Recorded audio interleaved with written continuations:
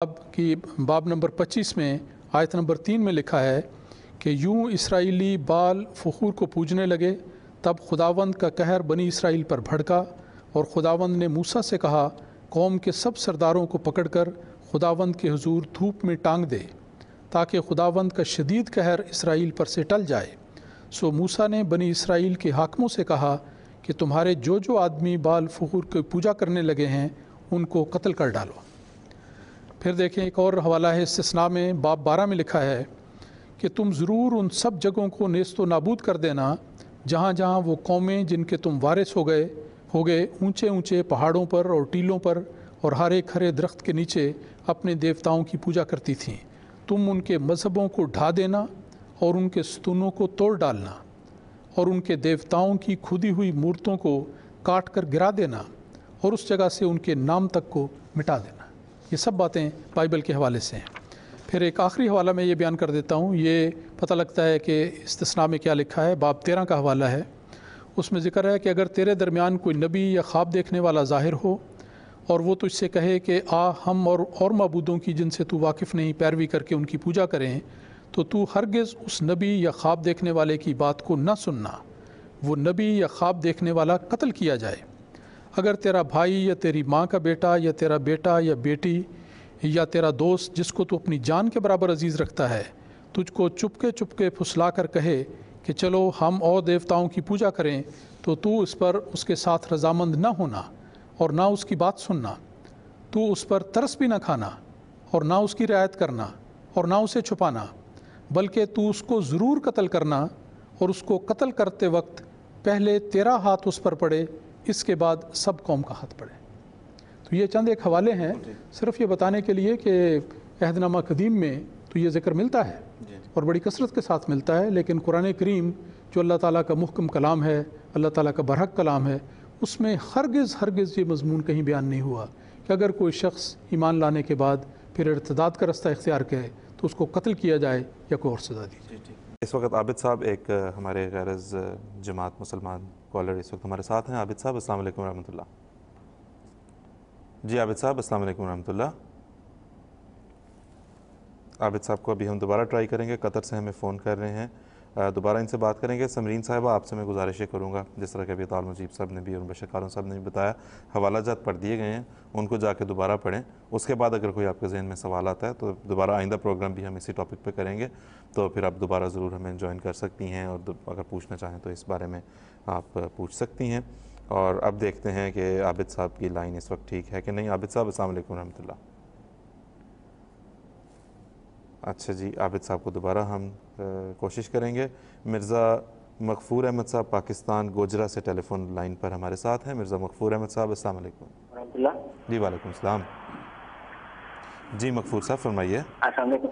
मैं पूछना चाह रहा था कि इमाम साहब ने पहले जो फरमाया कि जो दूसरे मज़ाहिब में है कि जो मुर्ताद है इसकी सज़ा वाजिब है, लेकिन यहाँ तो हमारे पाकिस्तान में देखा जाता है कि जो पाकिस्तान के मौलवी हजरात हैं उनमें वो तो बहुत स्ट्रिक्टली इसको लेते हैं कि नहीं, मुर्ताद जो है उसकी सजा वाजिबुल कत्ल है, और वो बैनर पे भी लिखते हैं, खासतौर पर जमात हुआ भी।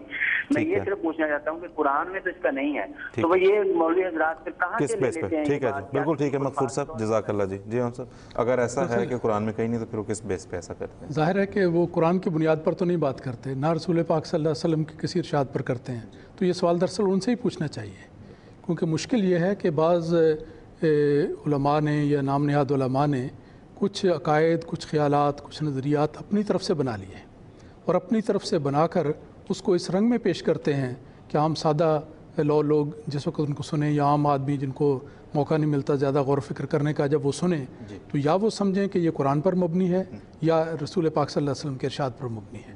हकीकत ये है कि ये कत्ल का फ़ैसला और कत्ल का ये जो सज़ा मुर्तद की बयान करते हैं, इसका कोई दलील नहीं है, कोई इसकी बुनियाद नहीं है, ये बारे सबूत उनके ज़िम्मेदार है। बिल्कुल जी। कानून साहब आप कुछ फरमाइएगा इसमें।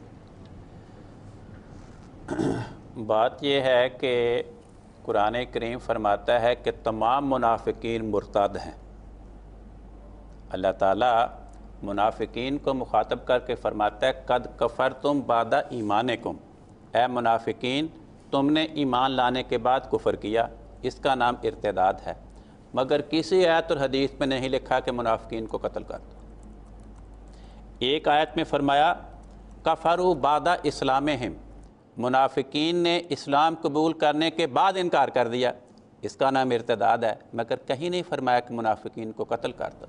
मुनाफिकीन पूरे अमन व अमान के साथ मदीना में ज़िंदगी बसर करते थे, मस्जिद नबवी में आते थे, बाद औक़ात वो रसूल पाक सल्लल्लाहु अलैहि वसल्लम के साथ मिलकर नमाज बाजमात में शिरकत करते थे, जंगों में साथ जाते थे, मगर उनके साथ कोई इस किस्म का सलूक नहीं किया गया। बल्कि देखें, एक सूरत का नाम ही सूरत अल मुनाफिकून है।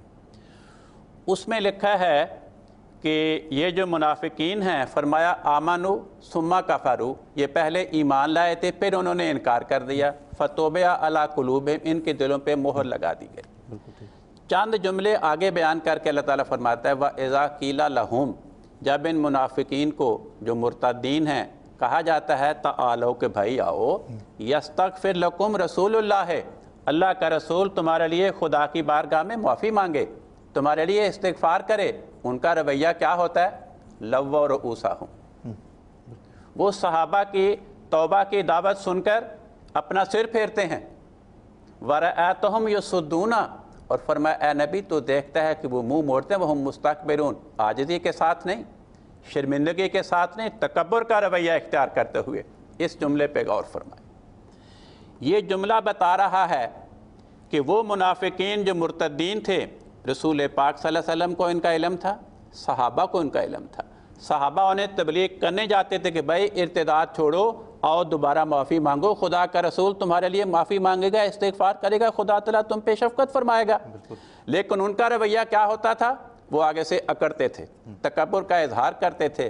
तकब्बुर का इजहार वो शख्स नहीं कर सकता जिसको पता हो कि मुझसे पहले इतने मुर्तदीन कत्ल हो गए और आज शाम को मैं भी कत्ल हो जाऊं। ये तकब्बुर का इजहार वही करेंगे जिनको पता है कि इतने साल से इर्तिदार हो रहा है, ना पहले किसी को कत्ल किया गया, ना मुझे कत्ल किया जाएगा। देखें सुलह हुदैबिया तारीख़ इस्लाम का बड़ा मशहूर वाक़या, उसमें एक शर्त ये थी कि जो शख्स मक्का से भागकर मदीने आएगा उसे वापस कर दिया जाएगा, और जो शख्स मदीने से भागकर मक्का जाएगा उससे मक्का वाले वापस नहीं करेंगे। इस शर्त के अल्फाज पे गौर करें।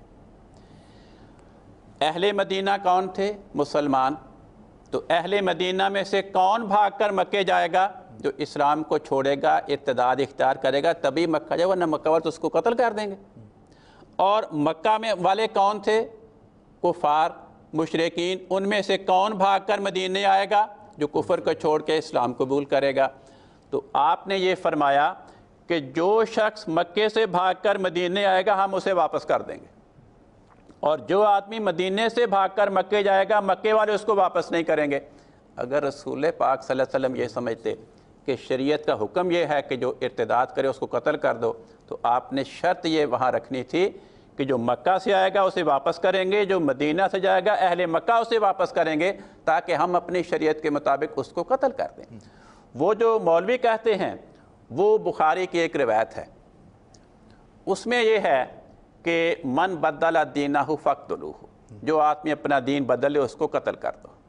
अब इस रिवायत की हकीकत क्या है?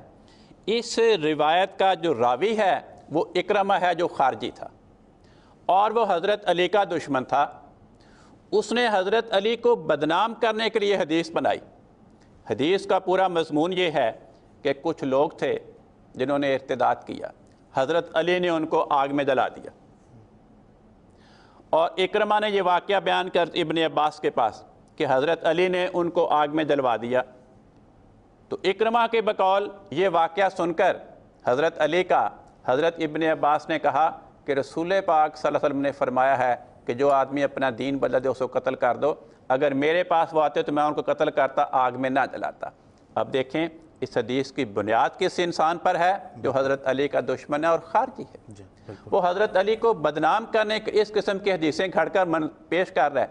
वरना अगर इस जुमले का मतलब लें कि जो भी अपना दीन बदल दे उसे कत्ल कर दो, जो यहूदी मुसलमान हो जाए उसने दीन बदला उसे कत्ल कर दिया जाए, जो ईसाई दीन बदल के मुसलमान उसको कत्ल कर दिया जाए, जो हिंदू इस्लाम कबूल करे उसे कत्ल कर दिया जाए, जो मुशरिक बुत परस्ती छोड़ के इस्लाम उसे कत्ल कर दिया जाए, जो सुन्नी शिया हो जाए दीन बदल दिया उसने कत्ल कर दिया, जो शिया सुन्नी हो जाए بریلوی دیوبندی ہو جائے، دیوبندی بریلوی ہو جائے، تو یہ بڑی مذہب کا خیز صورت بن جاتی ہے۔ تو ایسا انسان جو خارجی تھا، حضرت علی کا دشمن تھا، اس نے حضرت علی کو بدنام کرنے کی خاطر یہ حدیث گھڑی جو مولویوں نے پکڑ لی۔ بالکل، بہت بہت شکریہ۔